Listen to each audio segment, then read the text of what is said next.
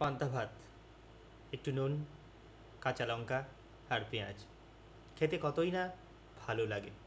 যারা খেয়েছি তারা জানি, যারা খায়নি তারা হয়তো একটু চেষ্টা করে দেখতে পারি।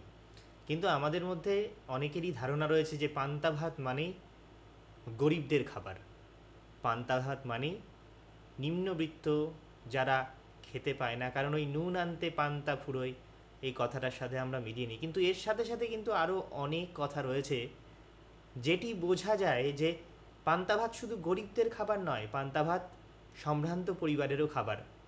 কতগুলি কথা আপনাদের সামনে যদি আমি তুলে ধরি নোট, তাহলে এই কথাটি মনে হবে। যেমন ওয়ারেন হেস্টিংস মুর্শিদাবাদে যখন এসছিলেন, সেই সময় তার বিশেষ কিছু কারণে তাকে সেখান থেকে চলে যেতে হয়। আর তিনি যেখানে গিয়ে উঠেছিলেন সেখানে তাকে পান্তা ভাতই খাওয়ানো হয়েছিল। আর এই পান্তা ভাতই কিন্তু তার জীবন বাঁচিয়েছিল। এই পান্তা ভাত নিয়ে রবীন্দ্রনাথ ঠাকুরও কিন্তু কথা বলেছেন। রবীন্দ্রনাথ ঠাকুর তার জীবন স্মৃতিতে লিখছেন, স্কুল থেকে ফিরে এলেই রবির জন্য থাকে নতুন বৌঠানের আপন হাতের প্রসাদ।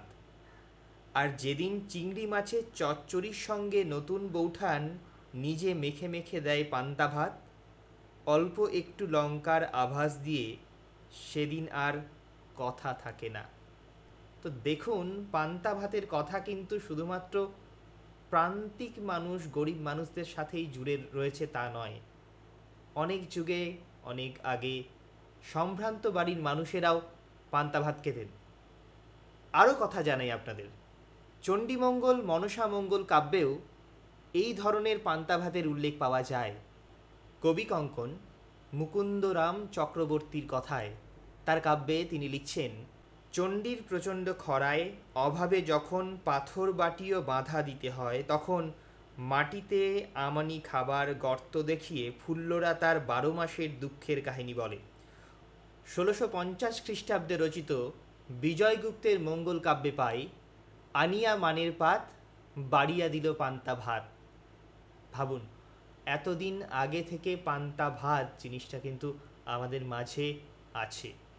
আবার তৎকালীন মোঘল শাসকরা সেই সময় তাদের সাংস্কৃতিক অনুষ্ঠানে বা কোনো উদ্বোধনী অনুষ্ঠানে সুবিধার্থে পান্তা ভাতের আয়োজন করতেন।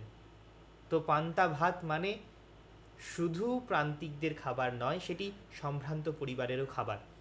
আসলে পান্তা ভাতটা খুব সহজলভ্য, খুব সহজে তৈরি হয়ে যায়। সহজে আমরা ভাতটিকে জল ভিজিয়ে রেখে পেঁয়াজ লঙ্কা দিয়ে সহজে খেতে পারি, খুব কম দামে আমরা খেতে পারি, খরচা কম হয়। সেই জন্য আমরা অনেকে মনে করে নিই শুধুমাত্র গরিবদেরই খাবার এটা। কিন্তু এই পান্তা ভাত অবশ্যই আমাদের প্রত্যেকেরই খাবার। অসংখ্য ধন্যবাদ, সকলে ভালো থাকবেন। আবার অন্য কোনো ভিডিওতে আপনাদের সাথে দেখা হবে। ধন্যবাদ।